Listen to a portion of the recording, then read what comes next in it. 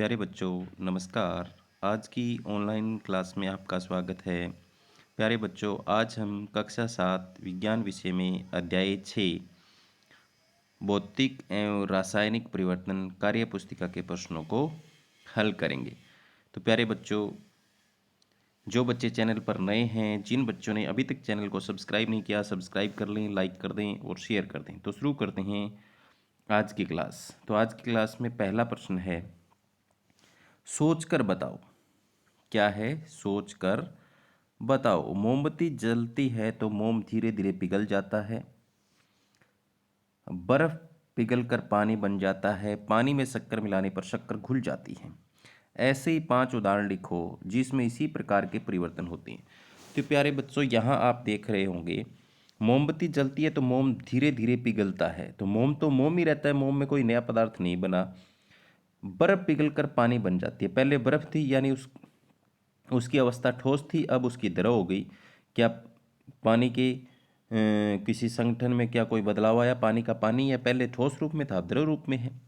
पानी में शक्कर मिलाने पर शक्कर घुल जाती है। तो पानी पानी रहता है, शक्कर उसमें घुल जाती है। पानी और शक्कर को हम अलग कर सकते हैं, कोई नया पदार्थ नहीं बना। तो जहाँ पर कोई नया पदार्थ नहीं होता प्यारे बच्चों, वो कैसा परिवर्तन होता है? वो होता है भौतिक परिवर्तन। कैसा परिवर्तन? भौतिक। तो हमें 5 भौतिक परिवर्तन लिखने हैं। ऐसे परिवर्तनों का मतलब 5 भौतिक। पानी से वाष्प बनाना, अगर पानी को गर्म करते हैं भाप बन जाएगी, तो रहेगा तो पानी, लेकिन वो गैस अवस्था में बदल जाएगा। पानी से बर्फ का बनना। गुब्बारे में हवा भरना है, गुब्बारे की जब हवा निकाल देंगे वापस गुब्बारा उसी रूप में आ जाएगा। क्यों? नया पदार्थ बनाया, क्या भौतिक परिवर्तन है।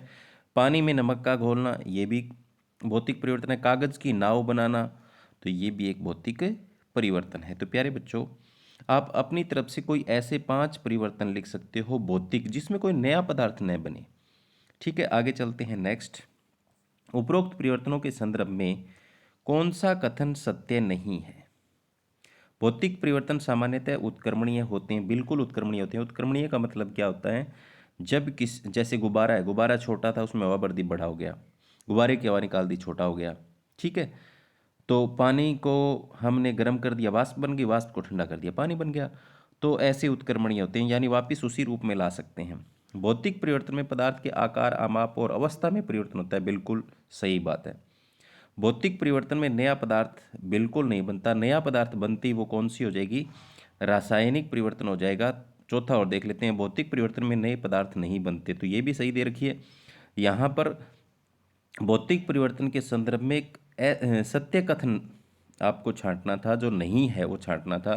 तो नहीं कौन सा है यहाँ पर? स नहीं है। ठीक है, कौन सा नहीं है? स।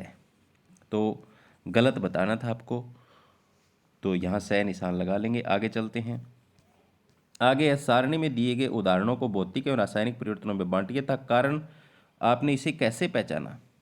तो गर्म एवं ठंडे पानी को आपस में मिलाना, गर्म और ठंडे को मिला देंगे तो भौतिक का भौतिक ही रहेगा। हो सकता है गुनगुना पानी हो जाए। तो कैसे पहचाना आपने? कोई नया पदार्थ नहीं बना। दूध का खट्टा होना रासायनिक परिवर्तन है। कैसे पहुंचाना? जीवाणुओं की वृद्धि के कारण नया पदार्थ बन गया, तब पहचान लिया। लोहे पर जंग लगना रासायनिक परिवर्तन है, नया पदार्थ बन गया, पहचान लिया। अमाशय में भोजन का पाचन रासायनिक परिवर्तन है, नया पदार्थ बन गया, पहचान लिया। पानी का उबलना भौतिक है, नया पदार्थ नहीं बना, पहचान लिया। लकड़ी का जलना रासायनिक पदार्थ है, जो राख बनती है वो नया पदार्थ बन गया। क्या राख से वापस लकड़ी बना सकते हैं? बिल्कुल नहीं बना सकते, तो नया पदार्थ बन गया। तो ये कैसा परिवर्तन है? रासायनिक है, नया पदार्थ बन गया। पानी का उबलना भौतिक था, नया पदार्थ नहीं है ऊपर वाले में। शक्कर का जल में घुलना, ये भी भौतिक का नया पदार्थ नहीं बना। आगे है प्यारे बच्चों, एक कांच का गिलास लो, उसे साफ पानी से आधा भरो, उसमें 2 चम्मच चूने का पाउडर मिलाओ। ठीक है, कितने चम्मच? चूने के पाउडर। चूने के पाउडर का फॉर्मूला होता है प्यारे बच्चों CaO।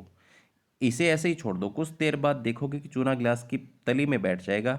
अब गिलास के ऊपर के पानी को दूसरे में निथार लो। देखो, यहाँ पर चूना नीचे बैठ गया, ऊपर ये पानी आ गया गोलने पर, और इसको निथार लिया यहाँ पर। ये जो पानी है इसको नितार लिया, इसमें फूंक मार दी है।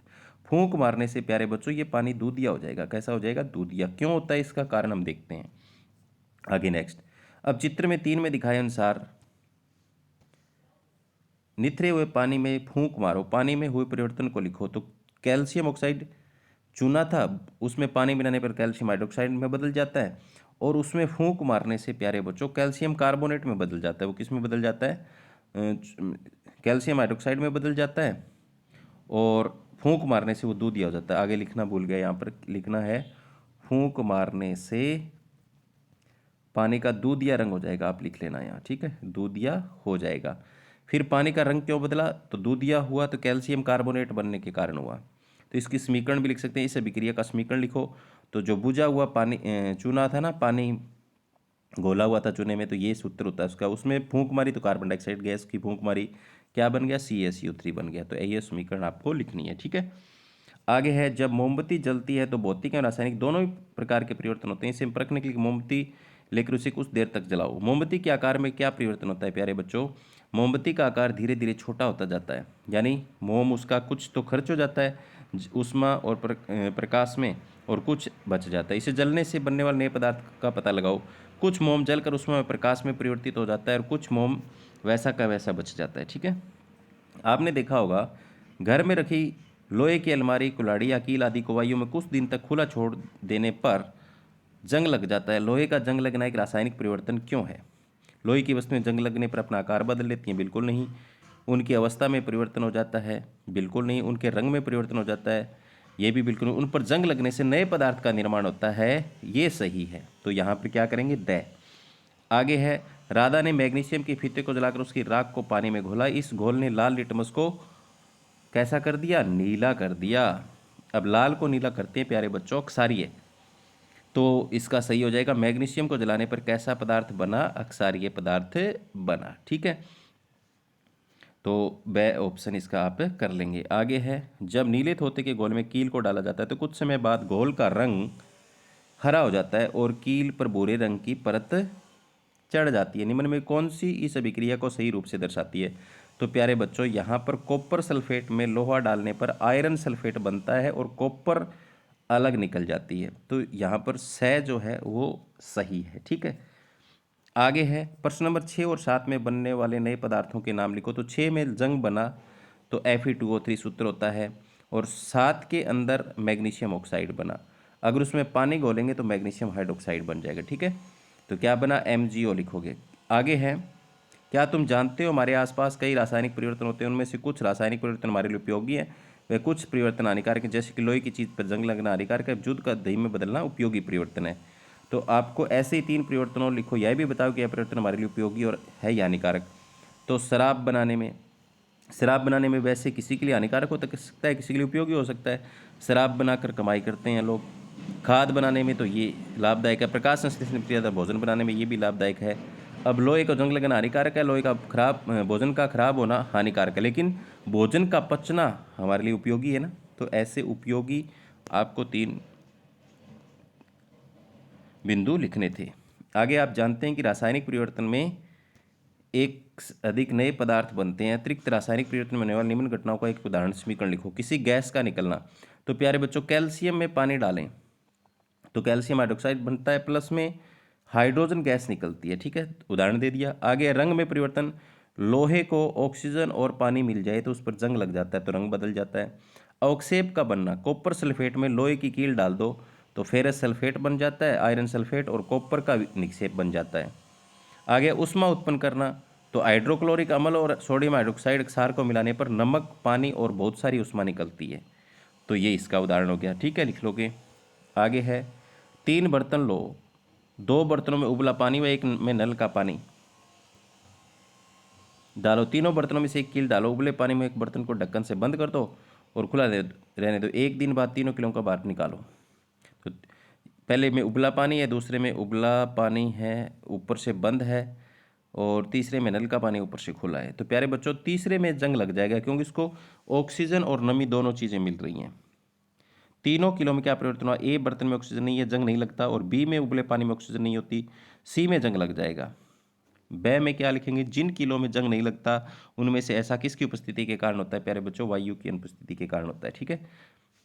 आगे अब इसी प्रयोग को 3 अन्य तेल लगे किलो के साथ देखा, क्या हुआ? जंग नहीं लगता क्योंकि ऑक्सीजन नहीं मिलेगी उसको। आपके या लोहे को जंग से बचाने के लिए क्या तरीके अपना सकते हो? तेल या ग्रीस लगाकर, पेंट करके। उचित मिलान करो। उचित मिलान में देखो, कैंची व चाकू को हम कैसे ग्रीस लगाकर, बसों व ट्रकों का ढांचे को हम पेंट करके बचा सकते हैं। लोहे की चादर को यसद लेपर जिंक की परत चढ़ा करके, लोहे के फर्नीचर को विद्युत लेपन द्वारा, बर्तन मिश्र धातुओं के बनाकर, तो इस तरीके से हम इसका सही मिलान कर लेंगे। अपने आसपास गन्ने के रस में शक्कर बनाने की प्रक्रिया का अवलोकन करें। क्रिस्टलीकरण विधि का उपयोग किस प्रकार होता है? क्रिस्टलीकरण विधि का कोई अन्य उदाहरण दें। गन्ने के रस को उबालकर छान लिया जाता है और इस विलयन को ठंडा होने पर विलयन शक्कर में परिवर्तित हो जाती है। तो क्रिस्टलीकरण का एक अन्य उदाहरण है कॉपर सल्फेट की क्रिस्टल बनाना।